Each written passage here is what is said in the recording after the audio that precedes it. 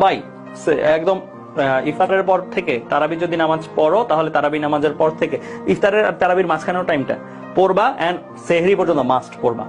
এখন যে যত বেশি পড়তে পারো তত লাভ। এখন কেউ যদি পড়ার সময় কম রাখো, ভাই এটা কিন্তু যতই ট্যালেন্ট হও যতই মেধাবী পড়ার সময় কমানো যাবে না। এখন তোমার পড়ার সময় সর্বোচ্চ রাখতে হবে। লাস্ট মোমেন্ট চলতেছে, এইটাই তোমার লাস্ট ঈদ। যেই লাস্ট ঈদ ইনশাল্লাহ তুমি হচ্ছে পরিচয় ছাড়া করতেছো, পরের ঈদ থেকে ইনশাল্লাহ তোমার একটা ভালো পরিচয় থাকবে।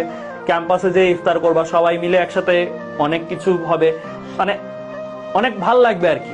আমরা চাই যে তোমরা কেউই ওই জায়গা থেকে বঞ্চিত না হও। মানে সবসময় যেন চাই যে তোমাদের প্রত্যেকে যে পরিশ্রম গুলা, একটু পরিশ্রম কম বেশির কারণে কিন্তু অনেকে পাবে না। নিজেকে নিজের লিমিট পর্যন্ত পুশ করো, হাইয়েস্ট লিমিট পর্যন্ত, মানে সর্বোচ্চ যতটুকু করতে পারো পরিশ্রম, একদম মানে হাইয়েস্ট যতটুকু করতে পারো, মানে একদম জান লাগায় বলে না, একদম লাস্ট পর্যন্ত, ঠিক আছে, জীবন মরণ পর্যন্ত যে করাটা, ওই রকম যদি করতে পারো তাহলে ডেফিনেটলি ভালো একটা জায়গায় কিছু একটা হয়ে যাবে।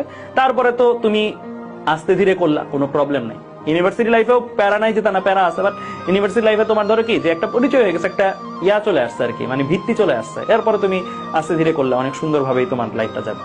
সো পরের ঈদে চাও না তোমরা যে পরের ঈদে তোমরা একটা ভালো ইউনিভার্সিটি স্টুডেন্ট হও অ্যান্ড দেন তোমাদের ইফতার পার্টি গুলাতে তুমি যাও। অ্যালামনাই ঈদের অনেক ইফতার পার্টি হয়, যেমন বুয়েটে অ্যালামনাইরা মিলে ইফতার পার্টি করে, সিনিয়র জুনিয়র সবাই মিলে একসাথে হই। ঢাবিতে ওই জিনিসগুলো আরো বেশি কালচারালি তারা আরো বেশি স্ট্রং।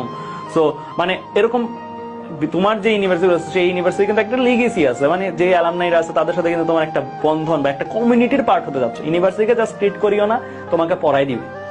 ইউনিভার্সিটি কিন্তু শুধু পড়ার জায়গা না, কলেজ শুধু পড়ার জায়গা, আমরা শুধু পড়ার জায়গা, কিন্তু ইউনিভার্সিটি একটা কমিউনিটি, মানে একটা সমাজ।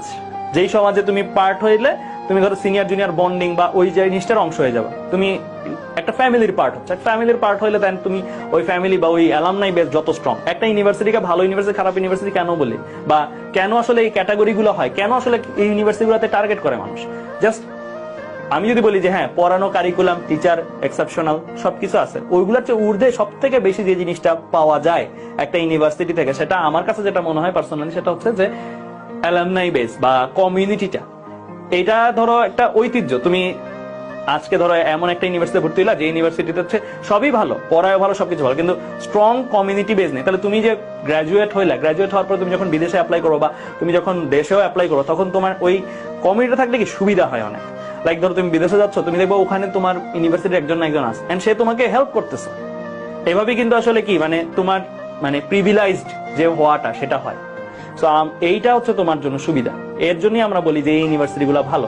না হলে কিন্তু এমন না যে তুমি জানো না যে বুয়েটে কি পড়ায়, ঢাবিতে কি পড়ে, তুমি জানোই। তুমি চাইলেই যে সামনে নোট কালেক্ট করে বাসায় বসে বসে পড়তে পারো। জাস্ট বিকজ অফ পড়ার জন্য কিন্তু পড়তে হচ্ছি না, আমরা ভর্তি হচ্ছে কি কমিউনিটিটার পার্ট হওয়ার জন্য। আর ওইটা হওয়ার এই লাস্ট টাইম চলতেছে তোমাদের। আর কত, আর 1 মাস আছে বলতে গেল, আর 1 মাস আছে তোমাদের জন্য। এই ঈদ ঈদ না, এই ঈদ তোমাদের জন্য না, তোমাদের জন্য ঈদ যেদিন রেজাল্ট দিবে সেদিন, ঠিক আছে? এরপরে প্রতি সময়গুলাই তোমার বেসিক্যালি মানে অনেক কিছু। কারণ তুমি দেখো এই যে আমাকে গত ইয়াতেও আমি একজন বলতেছিল যে ভাইয়া চান্স কেন পাইতে হবে এরকম। তুমি নিজে চিন্তা করে দেখো, তুমি চান্স পাওয়ার পর দিন থেকে ইনশাল্লাহ মোটামুটি আমি বলতে পারি ঢাকা ইউনিভার্সিটি যে কোনো ছেলে স্বাবলম্বী, নিজের খরচ নিজে চালাইতে পারে, অ্যাটলিস্ট ফ্যামিলিকেও দিতে পারে, টিউশন করে হোক, পার্ট টাইম জব করে হোক, মানে সুবিধা অনেক, মানে তার জন্য অপরচুনিটি অনেকগুলো আনলক হয়ে যায়। সো তুমি এই 1.5 মাস হচ্ছে জাস্ট নির্ভরশীল, ইনশাল্লাহ এরপরে তুমি চান্স পারো, তুমি স্বাবলম্বী হয়ে যাচ্ছ। তুমি স্বাবলম্বী হয়ে যাচ্ছ মানে পরের ঈদের তোমাকে হয়তো প্যারেন্টস এখন কিনে দিচ্ছে, তুমি হয়তো তোমাদের প্যারেন্টস কে কিনে দিতে পারবা, এরকম স্বাবলম্বী ইনশাল্লাহ হয়ে যাবো। এন্ড আমরা যেটা দেখি হচ্ছে সবাই হয় মোরলেস। সো হোপফুলি তোমাদের মধ্যে থেকেও এই জিনিসটা হবে। তো যতটুকু বললাম এই জিনিসগুলোকে কাজে লাগায় এখন দিন রাত এক করে পড়ো। এখন কোনো মানে বিনোদন থেকে বাইরে, অন্য সমাজ থেকে বাইরে, তোমার জাস্ট একটাই কাজ, পড়াশোনা, এন্ড সেটাই কন্টিনিউ করো। ঠিক আছে, আল্লাহ হাফেজ তোমাদের সবাইকে, ধন্যবাদ।